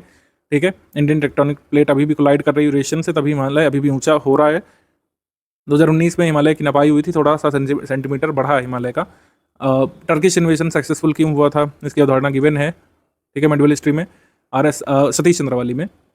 और किस तरीके से आपके कह सकते हैं 12th की ह्यूमन ज्योग्राफी वाली एनसीईआरटी में ये अवधारणा समझाई गई है सस्टेनेबल डेवलपमेंट की, ब्रेटलैंड रिपोर्ट की। लिमिट टू ग्रोथ जो है ये क्लब ऑफ रोम का है, इसके बारे में मेंशन्ड है। तो कुछ ऐसा नहीं कि बिल्कुल भी क्वेश्चन एनसीईआरटी से नहीं आ रहे हैं, लेकिन इतने सब्सटेंशियल नहीं कि पूरा कट ऑफ निकल जाए। लेकिन बेसिक अगर आप कवर करते हैं तो इन क्वेश्चंस का लाभ तो मिलता ही है। मेंस का जब आप पढ़ने जाते हैं तो काफ़ी फायदा उससे मिलता है मेंस के मैटर को समझने के लिए, क्योंकि मेंस का मैटर किसी भी जगह से आप पढ़ें, चाहे आप हमारे यहाँ से पढ़ें चाहे कहीं से भी, मेंस के मैटर में बेसिक से नहीं पढ़ाया जाता। मेंस के मैटर में सिलेबस के हिसाब से पढ़ाया जाता है, जो सिलेबस में है उसको एक्सपैंड किया जाता है, जिससे आंसर राइटिंग में आपके लिए हेल्प मिले। आंसर राइटिंग में आप उन कह सकते हैं पॉइंट्स को यूज़ कर पाएँ। ह्यूमन डेवलपमेंट इंडेक्स में कौन कौन से पैरामीटर्स होते हैं, इंडिया की लेटेस्ट रैंक क्या है, ये करंट अफेयर में कवर होता है। अभी हमने कवर कराई है मई मंथ वाले में, मई 2025 में लेटेस्ट रैंक जो आई है इंडिया की, वो पता होना चाहिए आपको। अगर पता है तो कमेंट करके बताइए इस वीडियो के नीचे आप लोग। माल्थस की थ्योरी जो है ये गिवन है एनसीईआरटी में डिटेल में। एसिड रेन का भी पूरा कंसेप्ट समझाया गया है, और ये अवध का जो एनेक्सेशन किया गया था उसके बारे में भी कहानी मेंशन्ड है। तो ऐसा नहीं है कि बिल्कुल भी क्वेश्चंस नहीं आ रहे, इतने तो मैंने गिना दिए, जबकि ओवरऑल देखा है। अभी थोड़ा डेप्थ तक देखा जाए तब और भी मिल जाएंगे, मतलब 15 क्वेश्चन तो 150 में से मिल ही जाते हैं आज भी एनसीईआरटी से। ये लाभ है, और दूसरा लाभ तो मैंने बता ही दिया, ओवरऑल अंडरस्टैंडिंग बनती है। जो कठिन वाले कई बार फैक्ट जो पूछे जाते हैं उसको तैयार करने में कहीं ना कहीं इनडायरेक्टली एनसीईआरटीज हेल्प करती हैं। यूपीपीएससी में कितने टॉपिक से कितने क्वेश्चन बनते हैं, कौन कौन से टॉपिक जरूरी होते हैं, उस टॉपिक से कितने क्वेश्चन आते हैं, इसका आइडिया शुरू से होना चाहिए। इसके लिए हम चार्ट देते हैं आपको स्ट्रैटेजी पीडीएफ में। ये शुरू से ही भान होना चाहिए कौन सब्जेक्ट सबसे ज़रूरी वाले हैं। जैसे हिस्ट्री ऑफ इंडिया, इसमें एंशिएंट, मेडिवल, मॉडर्न तीनों ही शामिल हैं। Ancient history, medieval history, modern history. मैंने जानबूझ करके इसमें अलग अलग से आपको नहीं बताया, क्योंकि तीनों ही बहुत महत्वपूर्ण है। पहले 4-5 वर्ष पहले ऐसा कहा जाता था, और वो सत्य भी थी ये बात कि आप मॉडर्न हिस्ट्री पर फोकस करिए, एंशिएंट मिडिवल छोड़ दीजिए या फिर बहुत मिनिमल फोकस उस पर रखिए। लेकिन ऐसा नहीं है, अब एंशिएंट से ज़्यादा क्वेश्चन हो सकते हैं पूरे पेपर में। मिडिवल से ऐसा हो सकता है ज़्यादा क्वेश्चन आ जाए, मॉडर्न से कम आ जाए। तो पूरी हिस्ट्री को कवर करना है, एटलीस्ट शुरुआत में तो पूरी हिस्ट्री पर ही फोकस करना है। जब एकदम एग्जाम नज़दीक होगा तो आगे की स्ट्रैटेजी आपको बताएंगे। 2024 वाले पेपर में जो दिसंबर में हुआ था, 26 सवाल आए थे हिस्ट्री से। 2023 में भी आइडेंटिकल रहा था, 26 आए थे। 2022 में 24 आए थे। 2021 में 19 रह गए थे। 2020 में 22 आए थे। 2019 में भी 22 आए थे। तो हिस्ट्री ऑफ इंडिया से 20+ क्वेश्चन हमेशा ही एक्सपेक्टेड होते हैं। जरूरी टॉपिक है आपका। हालांकि मेन इसमें आर्ट कल्चर वाला पोर्शन आता है, लेकिन हिस्ट्री ऑफ इंडिया बहुत जरूरी टॉपिक है आपका, कह सकते हैं प्रीलिम्स में। हिस्ट्री ऑफ इंडिया को आप छोड़ नहीं सकते बिल्कुल भी। 1/6 हिस्सा है पूरे पेपर का, अगर आप कैलकुलेट करें तो इंडियन हिस्ट्री बहुत जरूरी टॉपिक है। इकोनॉमी ऑफ इंडिया, इससे 15 सवाल आए थे, इस बार ज़्यादा आए थे, पहले कम रहते थे। ठीक है, पहले इकोनॉमी से कम सवाल आते थे, लेकिन अब स्टैटिक भी पूछा जा रहा है, करंट अफेयर भी। इकोनॉमी का हम आगे आपको बताएंगे, शुरुआत के 45-60 दिवस के बाद इकोनॉमी का अलग से प्लान आपको बताएंगे, तो देखिएगा। उसमें जनरल साइंस का क्लियर है, जो टाइम प्लान फॉलो करेंगे उसमें जनरल साइंस का आपका बेसिक बनेगा। बाद में जो बेसिक मटेरियल के बाद जो प्रीलिम्स ओरिएंटेड मिलेगा, उससे आप ये क्वेश्चन कंप्लीट कर ले जाते हैं। 24 आए थे, 19 आए थे पहले, 22, 24 इस तरीके से आते हैं। इंडियन पॉलिटी से अब 20+ क्वेश्चन आने लग रहे हैं, पहले कम आते थे। 20+ क्वेश्चन जो इंडियन पॉलिटी से रहते ही रहते हैं, तो ये बहुत इंपॉर्टेंट टॉपिक अब बन चुका है। ठीक, ज्योग्राफी बहुत इंपॉर्टेंट है, 23 सवाल इससे रहते हैं, और अब बढ़ेंगे ही सवाल जिस हिसाब से पैटर्न चेंज हो रहा है। ज्योग्राफी पर खासा फोकस किया जा रहा है आयोग के द्वारा। पहले देखिए 16, 17 रहते थे, लेकिन अब जो है 23 सवाल, 25 तक भी हो सकते हैं आपके प्रीलिम्स में। मतलब 2025 वाले में आपके प्रीलिम्स में 25 तक भी हो सकते हैं, 26 वाले में। एनवायरमेंट टेक्नोलॉजी से 6 प्रश्न आए थे, कभी कभी 12-13 तक भी आ जाते हैं, तो ये एक जरूरी टॉपिक है। कम जरूरी वाले टॉपिक कौन से भाई? Uttar Pradesh current affair, Uttar Pradesh GK, miscellaneous कम क्वेश्चन आए थे, लेकिन मिसलेनियस भी एक इंपॉर्टेंट टॉपिक है, पास्ट में इससे काफ़ी पूछा गया है। तो मिसलेनियस आगे मिलेगा, इसके लिए बिल्कुल टेंशन नहीं लेना है। मिसलेनियस बहुत लेटेस्ट वाला हम लोग देते हैं, बहुत कम पेजेस पे होता है, वो आगे मिलेगा। अभी बेसिक पर फोकस करना है और करंट अफेयर पर शुरुआत से फोकस बनाना है, क्योंकि सबसे बड़ा पोर्शन तो यही है। अगर आप देखें पूरे पेपर का सबसे बड़ा पोर्शन यही है। अगर इसमें आप इकोनॉमी करंट अफेयर भी शामिल कर लें, तो इकोनॉमी करंट अफेयर शामिल करके ये 35 हो जाता है पूरा। यहाँ पे इकोनॉमी करंट अफेयर शामिल कर लें तो 33 हो जाएगा, यहाँ पे शामिल कर लें तो 36 हो जाएगा। इकोनॉमी करंट अफेयर और जो नेशनल इंटरनेशनल करंट अफेयर है, उत्तर प्रदेश करंट अफेयर को भी शामिल कर लें, तो पूरे पेपर में 40 सवाल तो इसी से आते हैं। कैसे कवर होगा ये हमने आपको जीएस वाले के लिए तो बता दिया बेसिक, कि जैसे जैसे टाइम प्लान है वैसे वैसे फॉलो करना है 45 से 60 दिवस तक। उसके बाद बेसिक टेस्ट देना है। जीएस के लिए तो सॉर्टेड है। अब करंट अफेयर कैसे कैसे करना है, कैसे कैसे कराया जाएगा ग्रुप में, इसको देख लेते हैं। करंट अफेयर कैसे कैसे मिलेगा? करंट अफेयर आपको डेली बेसिस पर भी मिलेगा। जो लोग हमारे 6500 वाले ग्रुप में, 9000 वाले ग्रुप में आए हैं, मतलब आप टोटल स्टडी मटेरियल वाले ग्रुप में आए हैं और फुल पेड ग्रुप में आए हैं, तो डेली करंट अफेयर मिलेगा। मंथ वाइज करंट अफेयर भी मिलेगा, उत्तर प्रदेश करंट अफेयर भी मिलेगा। ठीक है, जो लोग केवल स्टडी मटेरियल वाले ग्रुप में आए हैं, कह सकते हैं 4000 वाले में, उनको शायद जो है डेली बेसिस पर करंट अफेयर ना मिल करके डेली का मंथली कंपाइल करके मिलेगा। जो भी आपके कोर्स की डिटेल है उसमें देख लीजिएगा। मतलब जो लोग फुल पेड ग्रुप में हैं उनको डेली करंट अफेयर मिलेगा, मंथली करंट अफेयर मिलेगा, डेली का मंथली कंपाइल करके मिलेगा मेन स्पेसिफिक के लिए, और उत्तर प्रदेश करंट अफेयर भी मिलेगा। मतलब टोटल करंट अफेयर यहीं से मिल जाएगा, आपको कहीं से कुछ भी पढ़ने की जरूरत नहीं पड़ेगी। ये बात सच है, कुछ लोग रिकमेंड करते हैं कि आपको पेपर खुद से पढ़ना चाहिए, लेकिन यूपीपीएससी की ऐसी अभी कोई डिमांड नहीं है कि आपको खुद से न्यूज़पेपर एनालिसिस करना चाहिए। जो लोग यूपीएससी की तैयारी करते हैं वो लोग अपने न्यूज़पेपर वाला अपने हिसाब से देख सकते हैं। इसके लिए अलग से न्यूज़पेपर पढ़ने की जरूरत नहीं पड़ेगी। कुछ लोग हिंदी न्यूज़पेपर रिकमेंड करते हैं कुछ लोगों को, उसको भी अवॉइड करिए। फोकस करिए कि आपको जो डेली करंट अफेयर मिलेगा स्टडी फॉर सिविल सर्विस का, उसको आप कंप्लीट कर लें। मेरे हिसाब से शुरुआत में 50 मिनट, फिर धीरे धीरे करके आप 25-22 मिनट तक लाइएगा अपनी टाइम ड्यूरेशन को, कि इतने में आपको डेली करंट अफेयर कंप्लीट कर लेना है। डेली करंट अफेयर को याद नहीं करना है, ध्यान रखिएगा। जैसे न्यूज़पेपर को हम लोग याद नहीं रखते हैं, याद करना हमारा औचित्य नहीं होता है, जानकारी इकट्ठा करना औचित्य होता है। डेली न्यूज़पेपर को पढ़ने का उद्देश्य जो होता है, वैसा ही उद्देश्य आपको हमारा डेली करंट अफेयर पढ़ते समय रखना है, कि आपको याद नहीं करना है, आपको बस अंडरस्टैंडिंग बनानी है, आपको बस खुद को इन्फॉर्म्ड रखना है। तो डेली करंट अफेयर और मंथली करंट अफेयर में अंतर क्या होता है, इसको पहले से एक बार कवर कर लेते हैं। मंथली करंट अफेयर में 2 प्रकार के पीडीएफ हम लोग देते हैं। एक मंथली करंट अफेयर होता है जिसमें सेक्शनल करंट अफेयर और एमसीक्यू होता है, यही सबसे जरूरी वाली पीडीएफ होती है जो आपको स्किप नहीं करना है। मंथ वाइज ये वाली तो करना ही है, क्योंकि प्रीलिम्स में जो क्वेश्चन आएंगे आपके करंट अफेयर वाले, वो इस पीडीएफ से डायरेक्टली सॉल्व होते हैं। उसका स्क्रीनशॉट वगैरह भी हम लोग दिखाते हैं एग्जाम के बाद। यही वो पीडीएफ है जिसमें नेशनल इंटरनेशनल हम लोग कवर करते हैं, पहले सेक्शन वाइज और फिर इसके कुछ एमसीक्यू होते हैं। इसके अलावा टॉप 500 हम लोग क्वेश्चन देते हैं, इससे आप प्रैक्टिस कर सकते हैं। मंथली करंट अफेयर पढ़ने के बाद इससे प्रैक्टिस कर सकते हैं। ठीक है, तो ये 2 पीडीएफ देते हैं। प्रधानता यहाँ पर इसी की रहेगी। जो प्राइमरी पीडीएफ जो आपको स्टडी करनी है, जो फंडामेंटल आपको स्टडी करना ही करना है, वो ये है, ये मैंडेटरी है इसको स्टडी करना। ये टॉप 500 वाला आपके पास समय है, अगर आपको लगता है कि रिवाइज करना चाहते हैं तो इसको पढ़ सकते हैं। ये मैंडेटरी नहीं है। 500 वाला ये कॉम्प्लीमेंट्री है, मैंडेटरी नहीं है। अगर आपको रिवाइज करना है, आपको लग रहा है कि मंथली करंट अफेयर पढ़ने के बाद हमको और प्रैक्टिस करने की जरूरत है, तो आप इससे कर सकते हैं। लेकिन जो मैंडेटरी है, जो कंपलसरी है, वो ये वाली है। मंथली करंट अफेयर पढ़ना प्रीलिम्स के लिए कंपलसरी है, ये कंपलसरी पीडीएफ है। डेली करंट अफेयर और मंथली करंट अफेयर में क्या अंतर होता है, इसको एक बार अच्छे से हम लोग डिकोड कर लेते हैं, जिससे आगे परेशानी होगी नहीं। कई सारे लोगों के मन में डाउट रहता है। डेली करंट अफेयर की जो पीडीएफ है 14-16 पेजेस में डेली बेसिस पर आती है। जैसे न्यूज़पेपर आता है आपके पास, न्यूज़पेपर में कई सारे घटनाक्रम होते हैं, खेल घटनाक्रम भी होता है और बॉलीवुड से भी जुड़ा पेज रहता है, जो आपके लिए कभी भी जरूरी होता नहीं है। मतलब बॉलीवुड की एक आधी खबरें, अवार्ड वगैरह शो को छोड़ करके कुछ जरूरी नहीं होता हमारे एग्जाम के लिए। तो डेली करंट अफेयर का उद्देश्य यही है कि आपको गैर जरूरी चीज़ों से बचा करके कुछ ऐसी चीज़ दी जाए जो प्रोडक्टिव हो, ओवरऑल आपकी प्रिपरेशन में हेल्प करे और डिस्ट्रैक्टिव भी ना हो। ठीक है, मतलब डिस्ट्रैक्ट भी ना करे इधर उधर की न्यूज़ से। तो ये मुख्य परीक्षा के सिलेबस पर केंद्रित करके दी जाती है। जैसे आपने अगर देखा होगा डेली करंट अफेयर का स्ट्रक्चर, उसमें बकायदा लिखा भी रहता है कि GS1 से संबंधित टॉपिक है, GS4 का टॉपिक है, GS2 का टॉपिक है, GS3 का है। इस तरीके से लिखा भी रहता है उसमें। किसी भी घटनाक्रम को, किसी भी न्यूज़ को, या फिर कह सकते हैं किसी भी मेन इवेंट को 360 डिग्री कवर करने का इसमें प्रयास किया जाता है, जिससे आपको ज़्यादा से ज़्यादा मैटर मिले। इसमें चीज़ों को पल्लवित किया जाता है, एक्सपैंड किया जाता है, ठीक है, समझाने की कोशिश की जाती है हर तरीके से। तो मैटर थोड़ा सा ज़्यादा हो सकता है, डेली बेसिस पर आता है 14-16 पेज। और इसमें मुख्य परीक्षा में उत्तर लेखन जब आपको करना होता है, इससे हेल्प मिलती है, क्योंकि डेली बेसिस पर आपके पास कुछ ना कुछ मैटर होता है लिखने के लिए। आपके पास कई सारे पॉइंट्स होते हैं, हर चीज़ का प्रो एंड कॉन्स उसमें डिस्कस किया जाता है। भविष्य के सरोकार करके एक वो हेडिंग होती है, जिसमें बताया जाता है आगे क्या हो सकता है और स्टूडेंट को क्या क्या ध्यान रखना चाहिए। इसको आपको लर्न नहीं करना होता है। सबसे ज़रूरी बात यह है कि डेली बेसिस पर इतना करंट अफेयर आएगा, आप कभी भी याद नहीं कर पाएंगे। एक दिन का पूरा नहीं रट पाएंगे, वो तो महीने भर चलता रहेगा। संडे को नहीं आता है डेली करंट अफेयर में, संडे ऑफ रहता है। संडे को जरूरी इवेंट होता है तो उसको मंडे को हम लोग कवर करते हैं। संडे को करंट अफेयर नहीं आता है, ध्यान रखिएगा। तो संडे को हॉलीडे रहता है आपका। मुख्य परीक्षा में इसमें फ़ायदा मिलता है, प्रीलिम्स परीक्षा में भी इसकी महत्ता है लेकिन कम है।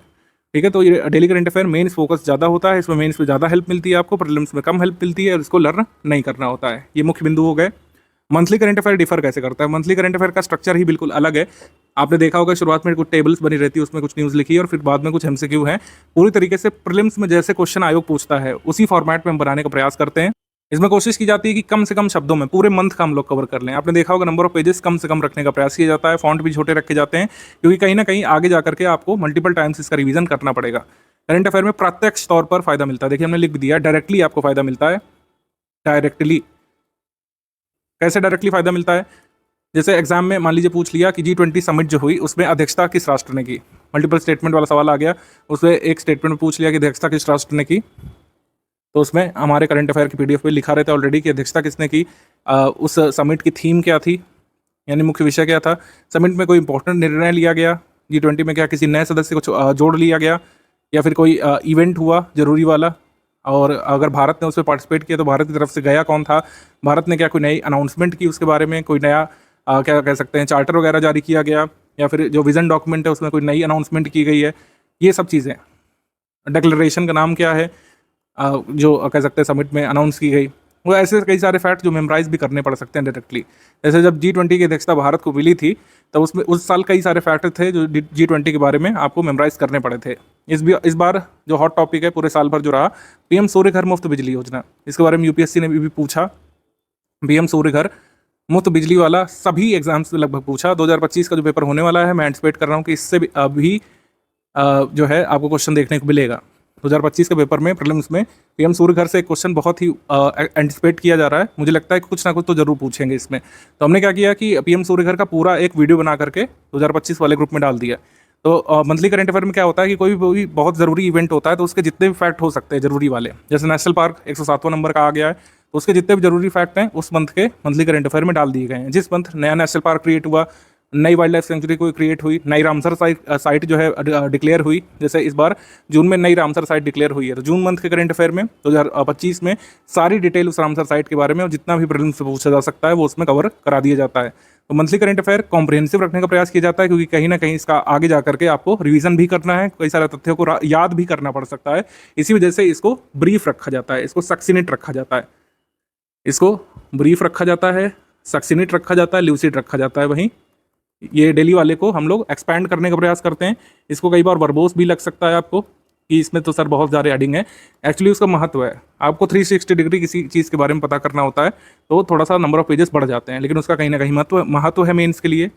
तो प्रीलिम्स फोकस्ड करंट अफेयर है आपका मंथली वाला करंट अफेयर, जो मंथ वाइज आपको मिलता है। हर मंथ की 4 तारीख को हम लोग देते हैं, हर मंथ की 4 तारीख को। जैसे जून मंथ का आपको कब मिलेगा? जून मंथ को मिलेगा 4 जुलाई की रात में, और जुलाई मंथ का कब मिलेगा? 4 अगस्त की रात में। ठीक है, तो इस तरीके से मंथली करंट अफेयर मिलता जाता है। टॉप 500 MCQ हम लोग देते हैं, वो करीब 8 या 10 तारीख को आता है। वो उसी मंथ का रिवीजन होता है, मतलब उसी मंथ का आप रिवाइज कर सकते हैं 500 MCQ लगा करके। उत्तर प्रदेश करंट अफेयर ये आपको मिल जाता है हर मंथ की करीब 12 तारीख को, ठीक है। तो ये ध्यान रखिएगा, इस तरीके से करंट अफेयर मिलता रहेगा, इसी तरीके से आपको पढ़ते हुए चलना है। कोशिश करिए कि डेली का जो करंट अफेयर है वो डेली बेसिस पर निपटाएं। आप ये शेड्यूल नहीं बनाइएगा गलती से भी कि 7 दिन का एक साथ रिवाइज करेंगे, तब उसमें मज़ा नहीं आएगा, उसमें बेनिफिट कम मिलेगा। तो आपको क्लियर हो गया होगा कि डेली करंट अफेयर का क्या बेनिफिट है, मंथली करंट अफेयर का क्या बेनिफिट है, टॉप 500 MCQ का रेलिवेंस क्या है, और उत्तर प्रदेश करंट अफेयर का क्या रेलिवेंस है। उत्तर प्रदेश करंट अफेयर हर बार ऐसा देखा गया है कि कई बार GS का रेलिवेंस होता है, मतलब उत्तर प्रदेश की GK कई बार ज़्यादा पूछी जाती है, किसी साल करंट अफेयर ज़्यादा पूछा जाता है। जैसे इस साल यूपी करंट से कम सवाल आए थे, या फिर बहुत ही कम सवाल आए थे कह सकते हैं। 2025 वाले में ऐसा हो सकता है 4-5 प्रश्न आ जाए। तो एक एग्जाम में 4-5 प्रश्न अगर आप सही निकालना चाहते हैं तो उत्तर प्रदेश करंट अफेयर को लगातार फॉलो करना चाहिए मंथ वाइज। और अगर नहीं भी आता है, मान लीजिए कि आपको नहीं भी आता है सवाल प्रीलिम्स में उत्तर प्रदेश करंट अफेयर से नहीं मिलता है, तो मेंस में जो GS 5 और 6 पेपर है उसके लिए हेल्प करता है। कई सारे फैक्ट आपको इसमें मिल जाते हैं GS पेपर 5 और 6 के लिए, क्योंकि यूपी स्पेशल तो पढ़ना ही डिटेल में GS 5 और 6 में, तो उससे अभी आप अपडेटेड रहते हैं उत्तर प्रदेश करंट अफेयर से। पेड क्विज की जानकारी बाद में दी जाएगी, क्योंकि अभी बेसिक आपको कंप्लीट करना है, तुरंत ही सारी चीज़ें नहीं शुरुआत करेंगे, अदरवाइज आप लोग पैनिक मोड पे चले जाते हैं। और ये बात सही भी है कि पहले पढ़ाई फिर प्रैक्टिस, यही सही तरीका है। अभी आप जो है पढ़ाई करिए, आप डेली जो है आपको 4.5 घंटे करीब निकालने पड़ सकते हैं। सब कुछ अगर धीरे धीरे स्लोली भी अगर करेंगे तो, और अगर आप प्रो हैं तो 3 घंटे में भी हो जाएगा। अगर आप बीच बीच में ब्रेक लेते हैं, हफ्ते में ब्रेक हो जाते हैं आपके, तब भी 5 घंटे में टारगेट कंप्लीट किया जा सकता है। उसके बाद जो है बेसिक टेस्ट आपके होंगे, फिर इवैल्यूएशन होगा, और फिर आगे की जानकारी हम आपको देंगे कैसे कैसे क्या क्या करना है। करंट अफेयर जैसे कुछ लोग पूछेंगे किस मंथ से किस मंथ तक का करना है, तो देखिए अभी क्लैरिटी नहीं है। जिस मंथ से आपको ग्रुप में दिया जा चुका है उस मंथ से आप लोग करना शुरू कर लीजिए मंथली वाला, उसके पहले का भी करने की जरूरत नहीं पड़ेगी, ठीक है। अभी काफ़ी टाइम है हमारे पास, और करंट अफेयर आइडली 1 वर्ष का तैयार किया जाता है। एग्जाम डेट से 1 साल या 13 महीने पहले तक का करंट अफेयर तैयार करना सफिशिएंट होता है। इसमें आपके 95 से 99% का सवाल कवर हो जाते हैं हमेशा ही। तो 1 साल का ही करना है, तो क्यों इतना पहले से बर्डन लें आप, क्योंकि कई सारी चीज़ें बदल जाएंगी इस साल के। अगर आप पद्मश्री पद्म विभूषण तैयार करेंगे तो ऐसा हो सकता है 2026 में बदल जाए, बिल्कुल बदलेगा। नए अवार्डीज आ जाएंगे, नए अवार्ड आ जाते हैं, नए इंडेक्स आ जाते हैं, तो कई सारी चीज़ें बदल जाती हैं। तो जिस मंथ से दिया जा चुका है उस मंथ से शुरू कर लीजिए आप लोग, उत्तर प्रदेश का भी मंथली और नेशनल इंटरनेशनल का भी मंथली, जिस मंथ से दिया जा चुका है उस मंथ से आप लोग शुरू कर लीजिए।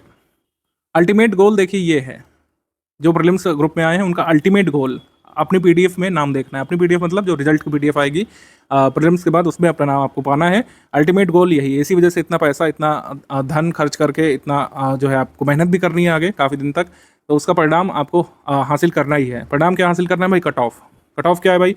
कट ऑफ 2018 से यहाँ पे दिया हुआ है, क्योंकि 2018 के बाद से पैटर्न बदला है, ठीक है। 2023 में कट ऑफ कितना गया था? 2023 में 94 क्वेश्चंस पर कट ऑफ गया था। इस बार पोस्ट बहुत कम थी 2023 वाले में, अगर आप देखें पोस्ट काफ़ी कम थी, तो इस वजह से कट ऑफ गया था। 2024 में थोड़ी सी ज़्यादा है, नंबर ऑफ पोस्ट का थोड़ा सा फर्क पड़ता ही हमेशा। एग्जीक्यूटिव पोस्ट कम होने की वजह से कट ऑफ यहाँ पर 125 मार्क्स का गया था, लेकिन अगर नॉर्मली 400, 500, 600 पोस्ट जब भी होती हैं जिस साल, उस साल इतना ही कट ऑफ जाता है। 111 मार्क्स कट ऑफ गया था 2022 वाले में, यानी 83.28 क्वेश्चन आप सही करके मेंस की टिकट पा सकते थे।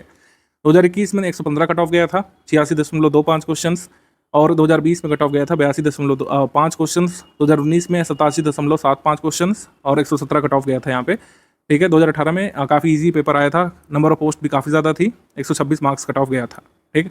ये कट ऑफ रहा है, और इससे आप क्या कह सकते हैं, डिराइव कर सकते हैं। इससे डिराइव करेंगे आप कि 82 से 95 सवाल सही करने मात्र से कट ऑफ क्लियर हो जाएगा। लेकिन कैच क्या है? निगेटिव मार्किंग है यहाँ पे। निगेटिव मार्किंग 1/3 की है। निगेटिव मार्किंग का इफेक्ट हटाने के बाद 82 से 95 सवाल अगर आप सही करते हैं तो आपका कट ऑफ निकल जाएगा।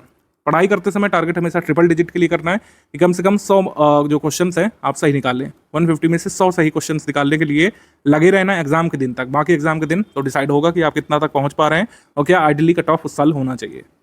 नेगेटिव मार्किंग का इफेक्ट हटा करके 100 क्वेश्चन यानी कि ट्रिपल डिजिट तक पहुंचना आपका उद्देश्य होगा, लेकिन धीरे धीरे पहुंचेंगे। अभी से कट ऑफ के बारे में टेंशन लेना या फिर मार्क्स वगैरह का कैलकुलेट करना समझदारी नहीं है। अभी तो आप बेसिक पर हैं, जितना बेसिक मजबूत करेंगे आगे की राह उतनी आसान होती जाएगी, ये ध्यान रखिए। टॉपिक वाइज वेटेज से हमको पता चलता है कि फर्स्ट प्रायोरिटी करंट अफेयर की भी होनी चाहिए, क्योंकि करंट अफेयर में जैसे हमने आपको बताया 40 तक सवाल आ सकते हैं। उत्तर प्रदेश करंट अफेयर को मिला करके, इकोनॉमी करंट अफेयर को मिला करके, हिस्ट्री फिर सेकंड प्रायोरिटी यहाँ पे होनी चाहिए, क्योंकि हिस्ट्री ऐसा टॉपिक है जिसमें अगर आप ज़्यादा क्वेश्चन से निकालते हैं तो दूसरों से आगे निकल जाते हैं, ठीक है। जनरल साइंस थर्ड प्रायोरिटी है, फिर इंडियन पॉलिटी है, फिर जो है ज्योग्राफी है, ठीक है। ज्योग्राफी काफ़ी बड़ा टॉपिक भी है, जिसका बेसिक नहीं कवर होता तो उनको 2 सब्जेक्ट में काफ़ी दिक्कत होती है, एक हिस्ट्री ऑफ इंडिया और एक ज्योग्राफी। तो इसी वजह से इन दोनों पर काफ़ी फोकस किया गया है कि इनकी बेसिक बुक आप जरूर कंप्लीट करें टाइमली, जिससे आगे की राह आसान रहे। ये हमारा ग्रुप जो है टेलीग्राम पर चलने वाला है, कोई स्पेसिफिक वेबसाइट या पोर्टल नहीं है। टेलीग्राम पर ही ऑपरेट करने का निर्णय स्टडी फॉर सिविल सर्विस ने हमेशा से लिया था, क्योंकि सबसे स्टेबल ऐप है अभी तक का। ठीक है, व्हाट्सएप इतना स्टेबल नहीं जितना टेलीग्राम है, कोई भी मैसेजिंग ऐप उतना स्टेबल नहीं जितना कि टेलीग्राम है, उतने फीचर्स भी प्रोवाइड नहीं कराता है free of cost. Telegram free of cost version में भी काफ़ी सारे फीचर्स अवेलेबल हैं और उसका लाभ लीजिए आप लोग, जैसे लाइव सेशन का और जो PDF साइज़ का 2 GB तक का आप डेटा डाउनलोड कर सकते हैं एक फाइल में। तो काफ़ी स्टेबल अपडेट ऐप है, इसमें ज़्यादा क्रैशेस इसमें नहीं होते हैं, लेकिन अब यूज़र बढ़ते जा रहे हैं तो कई बार ऐप में दिक्कतें आती हैं। उस दिक्कतों का सामना कैसे करना है और परेशान नहीं होना है, इसके बारे में भी लिख दिया है। कई बार आपका ग्रुप लोड नहीं होता है तो आप लोग जो है हमारी टीम को फ़ोन करने लगते हैं। इसको करने के बजाय ये कुछ स्टेप्स आप पहले कर लिया करिए, ट्रबल शूट कर लिया करिए पहले। इंटरनेट कनेक्शन अपना चेक करिए, एरोप्लेन मोड में डाल करके फिर जो है डेटा ऑन करिए, कई बार इससे सही हो जाता है। कई बार डिवाइस को रिस्टार्ट करने से सही हो जाता है। कई बार जो कैश मेमोरी है उसको हटाना पड़ता है। कई बार स्टोरेज बहुत ज़्यादा भर जाता है आपका टेलीग्राम में, तो स्लो चलने लगता है या फिर लोड होने में देर लगाता है। तो क्या करना है, टेलीग्राम सेटिंग पे जाना है, डेटा एंड स्टोरेज सेटिंग पे जाना है। ठीक है, स्टोरेज डेटा पर जाना है, उसमें कैश मेमोरी पूरी क्लीन कर लेना है। इससे होगा क्या कि जो भी आप स्टोर किए होंगे अपने मोबाइल में वो हट जाएगा, आपको दोबारा डाउनलोड करने का ऑप्शन आएगा, लेकिन दोबारा डाउनलोड करने के बाद कोई दिक्कत नहीं होती है। कई बार टेलीग्राम को अनइंस्टॉल भी करना पड़ सकता है, क्योंकि कई बार बग आ जाता है उसमें। बग कैसे हटेगा, जब आप पूरा उसको हटा देंगे ऐप को और फिर उसको इंस्टॉल करेंगे। कई सारे लोग पूछते हैं कि सर क्या अनइंस्टॉल करने से पूरा हमारा डेटा चला जाएगा? ऐसा नहीं होता है। आप अनइंस्टॉल करके फिर से इंस्टॉल करिए, जिस नंबर से आपने रजिस्टर किया है हमारे टेलीग्राम ग्रुप में, उसी से फिर लॉगिन कर लीजिए, सारा डेटा वापस आ जाता है। कोशिश करें कि टेलीग्राम को प्ले स्टोर से या फिर अपने एप्पल के ऐप स्टोर से, आईपैड के ऐप स्टोर से लेटेस्ट वर्जन में अपडेट रखें, जिससे आगे कोई दिक्कत ना हो। CSAT के लिए अभी स्टडी मटेरियल हमने नहीं दिया है। CSAT का कंप्लीट स्टडी मटेरियल और टॉपिक वाइज जो प्रीवियस ईयर पेपर हैं वो अभी हम बाद में देंगे। GS के लिए भी प्रीवियस ईयर पेपर हम कुछ दिन बाद आपको साझा करेंगे, सब कुछ कंपाइल करके। अभी जो है आपको बेसिक पर फोकस करना है। बेसिक पर फोकस करने के बाद आपको बेसिक टेस्ट देने हैं। बेसिक टेस्ट के बाद exam oriented test, prelims oriented test भी होंगे आगे, उसका डिटेल आपको मिलेगा बाद में। प्रीवियस ईयर क्वेश्चन का जो कंपाइलेशन है वो स्टडी फॉर सिविल सर्विस आपको ग्रुप में देगा और वो कब से पढ़ना है हम बता देंगे, उस हिसाब से आप लोग चालू करिएगा। और जो मार्केट में जो PYQ कंपाइलेशन मिल रही है उनसे कतई दूर रहिएगा, रहना है आपको। खासकर अपने एग्जाम की इनिशियल प्रिपरेशन में कतई उससे दूर रहिएगा। अगर आप ग्रेजुएट हुए हैं और आपको कोई ये फलाने किताबें सजेस्ट कर रहा है कि PYQ कंपाइलेशन आप ले आइए मोटे मोटे, उससे पढ़ डालिए। गलती करेंगे आप लोग निश्चित तौर पर, कभी भी आपके बेसिक मजबूत होंगे नहीं और मेंस में खासी दिक्कत आने वाली है। ये मोटे मोटे PYQ कंपाइलेशन 2016 में या फिर 2014 या उससे पहले रेलिवेंट होते थे, जब मेंस का पेपर भी ऑब्जेक्टिव होता था। अब इसका महत्व नहीं रह गया है। PYQ किस तरीके से पढ़ना चाहिए और कौन कौन से मिथक या मिथ एसोसिएटेड हैं PYQ से, उसको क्लियर कर लेते हैं यहाँ पे शॉर्ट में। मैं यहाँ पर किसी को डिफेम करने के लिए या फिर किसी की स्ट्रैटेजी को कह सकते हैं नीचा दिखाने के लिए नहीं आया हूँ, या फिर हमें ये नहीं कहना है कि हमारी स्ट्रैटेजी सर्वश्रेष्ठ है, लेकिन लॉजिक के साथ यहाँ पर समझते हैं कि PYQ कंपाइलेशन क्यों नहीं पढ़ना चाहिए। PYQ हमें सिलेबस को समझने में हेल्प करता है, ये सही बात है। PYQ हमेशा ही देखना चाहिए। जैसे हमने आपको कुछ PYQ दिखाए थे कि कैसे NCERT हेल्प करती है सॉल्व करने में हमारे पेपर को, PYQ के माध्यम से मैं आपको समझा पाया। PYQ कई बार हेल्प करते हैं सिलेबस को समझने में, क्योंकि सिलेबस जो है UPPSC का आधे पेज में लिख करके आयोग देता है, उससे कई बार चीज़ें नहीं अंडरस्टैंड कर पाते हैं आप लोग। ये बात सच है कि PYQ से हमें काफ़ी कुछ अंदाजा पड़ जाता है कि क्या पूछा जाएगा, कौन कौन से टॉपिक्स जरूरी हैं। जैसे पॉवर्टी वाला टॉपिक जरूरी है, हमको PYQ से अंदाज़ा लग जाता है। PYQ से हमें ये पता चलता है कि किस विषय में किस हद तक प्रश्न बन सकते हैं, किस विषय से कितने प्रश्न बन रहे हैं, किस हद तक कितनी डेप्थ तक प्रश्न बन रहे हैं, कि अगर आयोग जो है हिमालय से पूछेगा तो क्या क्या तक पूछ सकता है, हिमालय के कितने अंदर आयोग पूछ सकता है। ठीक है, डेक्कन प्लेट्यू जो है उसमें कितने तथ्य पूछ सकता है, या फिर हिस्ट्री ऑफ इंडिया है, मुगल प्रशासन से क्या क्या किस हद तक पूछ सकता है, कितनी गहराई तक सवाल बन सकते हैं, ये हमको भान हो जाता है। और PYQ से बढ़िया कोई समझा नहीं सकता है। सबसे जो मिथ है एसोसिएटेड कि 10 साल के PYQ कंप्लीट कर लो, सिलेबस कंप्लीट, इससे बड़ा मिथ कोई नहीं है। इससे तो बिल्कुल दूर रहना है आपको, अदरवाइज आपकी प्रिपरेशन बहुत लंबी चलने वाली है। बिना कोई जो है कह सकते हैं परिणाम लाए बहुत लंबे समय तक प्रिपरेशन कर सकते हैं आप, अगर आप इस मिथ को फॉलो करेंगे कि PYQ कंप्लीट कर लो पिछले 10-20 साल के। PYQ से ये सब लाभ मिलते हैं, लेकिन PYQ से आप कंप्लीट नहीं कर पाएंगे सिलेबस। PYQ के सोल्यूशन और एक्सप्लेनेशन वाली जो बुक्स आती हैं उसको कंप्लीट करने से सिलेबस कंप्लीट होता है, ऐसा नहीं होता है कभी, और कभी हुआ नहीं है। PYQ से मिलते जुलते सवाल आ जाते हैं, ये लाई ऑफ द सेंचुरी है। PYQ से इंस्पायर्ड सवाल होते हैं लेकिन बहुत कम होते हैं, और PYQ से आजकल जो सवाल बन भी रहे हैं वो काफ़ी टफ लेवल के बन रहे हैं। मतलब 5-6 PYQ को मिला करके सवाल बन रहा है, जिससे कुछ लाभ ज़्यादा नहीं होता है। PYQ बहुत सारे रिपीट होते हैं, ऐसा नहीं है। ठीक है, बेसिक कॉन्सेप्ट रिपीट होते हैं, PYQ नहीं रिपीट होते हैं ज़्यादा, ये ध्यान रखिएगा। UPPSC 2026 के ग्रुप में जो लोग आए हैं तो इसका मतलब काफ़ी आप एंथुसियास्टिक हैं एग्जाम को क्लियर करने को लेकर के, कि आपने इतना लॉन्ग टर्म बैच ज्वाइन किया है। लेकिन ज़रूरी है कि कंसिस्टेंसी आपकी बनी रहे। पहले दिवस तक जो उत्साह रहता है वो डे नंबर 300 तक या डे नंबर 600 तक भी बना रहे तो अच्छा रहता है, तभी आपको लाभ मिलता है। कंसिस्टेंसी बहुत ज़रूरी है। निरंतरता बहुत ज़्यादा ज़रूरी है एग्जाम क्लियर करने के लिए, यूपीपीएससी जैसे एग्जाम को क्लियर करने के लिए, जिसका सिलेबस काफ़ी बड़ा है। आपको पेशेंस भी बनाए रखना पड़ेगा। कई बार लोगों की आस छूट जाती है कि अरे सर बहुत टाइम लग रहा है, ऐसा कैसे होगा, कई सारे सवाल गलत होंगे, पढ़ने के बाद भी टेस्ट सीरीज में सवाल गलत निकलेंगे। आपको पेशेंस बनाए रखना है, हार्डवर्क करते रहना है, कंसिस्टेंसी बनाए रखनी है और बिलीफ अपने ऊपर रखना है, फोकस करते हुए कि हम जो पढ़ रहे हैं सही दिशा में काम कर रहे हैं, चीज़ें सुधरेंगी धीरे धीरे। ऐसा हो सकता है कि लगातार पढ़ने के बाद भी बेसिक टेस्ट में आप कम स्कोर कर पाएं, क्योंकि बेसिक टेस्ट हमारी टीम थोड़ा सा टफ लेवल का ही बनाती है, जिससे आप लोग कंप्लेसेंट ना हो जाएं। तो ये नहीं सोचना है कि हमारे बहुत कम नंबर आ रहे हैं। अगर आप 50, 55, 60% भी स्कोर करेंगे टेस्ट में, तो इसका मतलब है कि आपकी पढ़ाई सही दिशा में रही है और उसी हिसाब से आगे बढ़ते जाना है। कुछ लोग यहाँ पे सवाल करते हैं कि सर लंबे समय तक रिटेन करने के लिए हम क्या कुछ स्ट्रैटेजी अपना सकते हैं। तो मैं हमेशा कहता हूँ कि आप अपने हिसाब से स्ट्रैटेजी बनाइए। कुछ लोगों के लिए नोट मेकिंग वर्क करता है। नोट मेकिंग कुछ लोग करते हैं अपने डिजिटल डिवाइस में, आजकल नोट मेकिंग करने लग रहे हैं। तो नोट मेकिंग आप चाहें तो कर सकते हैं, चाहें तो आप जो है मल्टीपल टाइम्स रिवीजन वाला फॉर्मूला अपना सकते हैं। दोनों ही फॉर्मूला वर्क करता है। कई सारे लोगों ने बिना नोट्स बनाए अपना पूरा प्रीलिम्स क्लियर किया है मल्टीपल टाइम्स रिवीजन से, और कई सारे लोग नोट्स भी बनाते हैं, नोट्स से भी उनका काफ़ी फ़ायदा मिलता है। तो दोनों ही में से कोई मेथड आप अपना सकते हैं। दोनों के अपने अपने फ़ायदे नुकसान है। नोट मेकिंग में थोड़ा सा ज़्यादा टाइम लगता है, लेकिन ये काफ़ी इफेक्टिव तरीका है चीज़ों को लंबे समय तक रिटेन रखने का, याद रखने का। नोट मेकिंग में बस कोशिश करिए कि नोट्स आपके जो है रिलेवेंट रहें, शॉर्ट रहें। नोट्स अगर शॉर्ट नहीं कर पा रहे हैं आप, यानी कि हमारा जो मंथली करंट अफेयर का पीडीएफ है, अगर आप उसका नोट 30 पेज में बना रहे हैं तो कोई फायदा नहीं। उससे अच्छा तो आप मल्टीपल टाइम्स रिवाइज ही कर लें। शॉर्ट नोट्स रखने की कोशिश करिए कि अगर आप 6 पेज में हमारे मंथली करंट अफेयर को नोट कर पा रहे हैं तो उसको नोट किया करिए। आप शॉर्ट रखिए, रिलेवेंट रखिए और ऐसा रखिए कि आप उसको रिवाइज भी कर पाएँ। तो नोट्स जो है शॉर्ट और रिलेवेंट होने चाहिए, तभी आपको मैक्सिमम बेनिफिट मिलेगा। जैसे हिस्ट्री एक बहुत इन्फॉर्मेशन डेंस टॉपिक होता है, इसमें आपको सक्सिनेट नोट्स बनाने का प्रयास करना चाहिए। आप जरूरी नहीं कि यही चार्ट फॉलो करें जो मैं आपको दिखा रहा हूँ, आप अपने हिसाब से कोई भी मेथड अपना सकते हैं। कुछ लोग डायग्राम बनाते हैं, कुछ लोग जो है ग्राफ बनाते हैं, कुछ लोग कॉज इफेक्ट डायग्राम बनाते हैं, कुछ लोग सनरे डायग्राम इस्तेमाल करते हैं। किसी भी तरीके का आपको मेथड हो, आपके लिए वर्क करना चाहिए। जैसे हिस्ट्री में कोशिश करिए कि इस तरीके के डायग्राम बनाया करिए जिसमें ये क्लियर रहे कि पहले कौन सा इवेंट हुआ, बाद में कौन सा इवेंट हुआ। इसमें याद करने में आसानी रहती है। जो इन्फॉर्मेशन जो रिटेन रखनी एग्जाम के लिए, उसको आप ब्लॉक में लिख सकते हैं या अलग से हाईलाइट करके रख सकते हैं। डेट्स वगैरह जरूर लिखिए हिस्ट्री में बीच बीच में, जिससे क्लियर रहे कि क्या क्रोनोलॉजी चल रही है। जैसे आंग्ल मैसूर युद्ध का ये नोट्स बनाया गया है, एनसीईआरटी और बेसिक बुक से बनाया गया है। मतलब एनसीईआरटी बेसिक बुक और स्टैंडर्ड बुक से मैंने बनाया है और मेजर सोर्सेज की हेल्प ली है। जरूरी नहीं कि सारी इन्फॉर्मेशन आपके नोट्स में आ जाए, जितना आपका कह सकते हैं सोर्स मटेरियल है। जैसे एनसीईआरटी से जो भी आप समझें, एनसीईआरटी का आप चैप्टर पढ़िए, हड़प्पन सिविलाइजेशन जो संबंधित है, आपके बुक में जो जो दिया हुआ है उसमें से आप नोट करिए। भले ही आपको लगे कि कुछ चीज़ें रह रही हैं, वो आगे कवर होंगी, पूरे मटेरियल में टेस्ट सीरीज से कवर होगी, कई सारे तथ्य आपको आगे मिलने वाले हैं, कोई टेंशन वाली बात नहीं है।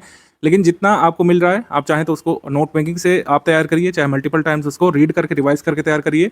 जो भी आप सिस्टम अपनाएं, यहाँ पे थोड़ा सा प्रोडक्टिव रहना चाहिए। कोशिश तो हमेशा करनी चाहिए कि कोई भी आप सामग्री पढ़ रहे हो, जैसे मैथ्स में नियम होता है कि खाली हाथ नहीं पढ़ा जाता है, पेन पेपर लेकर के पढ़ा जाता है, पेन नोटबुक लेकर के। वैसे ही जीएस में भी आदत बनाई करंट अफेयर में कि कुछ कुछ चीज़ें आप जरूर नोट करते जाएं, ठीक है। इससे एक अच्छी हैबिट बनती है लिखने की, और ये आंसर राइटिंग में भी हेल्प करेगी आगे चल करके। अब जैसे कोई कंसेप्ट बताया जा रहा है, दिल्ली सल्तनत का एडमिनिस्ट्रेशन आप स्टडी कर रहे हैं सतीश चंद्रा में, उसमें आप नोट कर सकते हैं कि दिल्ली सल्तनत का शासन प्रशासन कैसे चलता था, क्या हायरार्की होती थी, सल्तनत को कितने भागों में डिवाइड करते थे। पहले जैसे प्रोविंस होते थे, ठीक है, प्रोविंसेस को इक्ता कहा जाता था, इक्तादार जिसका हेड होता था, और शिक होते थे जो जिलों के समान होते थे, डिस्ट्रिक्ट के समान। शिकदार उसका हेड होता था, परगना ये आमिल इसको हेड करता था।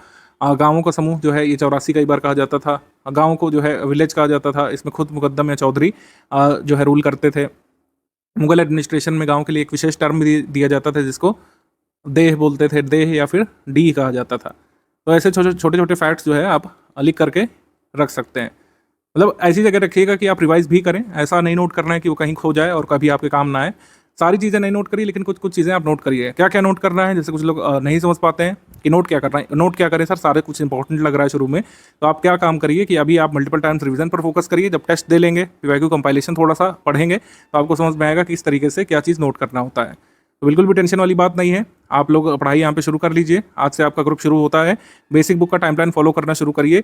शुरुआत में थोड़ा सा बर्डन सम लग सकता है, कोशिश करें कि हर 7 दिन में एक ब्रेक भी ले सकते हैं आप। 45 दिवस का टाइम प्लान है, ये हार्ड एंड फास्ट रूल नहीं है कि इसको 45 डेज में ही कंप्लीट करना है। अगर आपको लगता है 45 डेज में नहीं हो सकता, मैंने आपको कहा कि आप 60 दिवस तक इसको ले जाइए, 65 दिवस तक आप ले जाइए, 70 दिवस तक वर्स्ट केस में आप ले जाइए, लेकिन इसको कंप्लीट करिए। इसको कंप्लीट करे बिना अगर आप आगे बढ़ना चाहते हैं तो हमेशा ही कई बार खुद को पीछे महसूस करेंगे आगे के फेजेस में।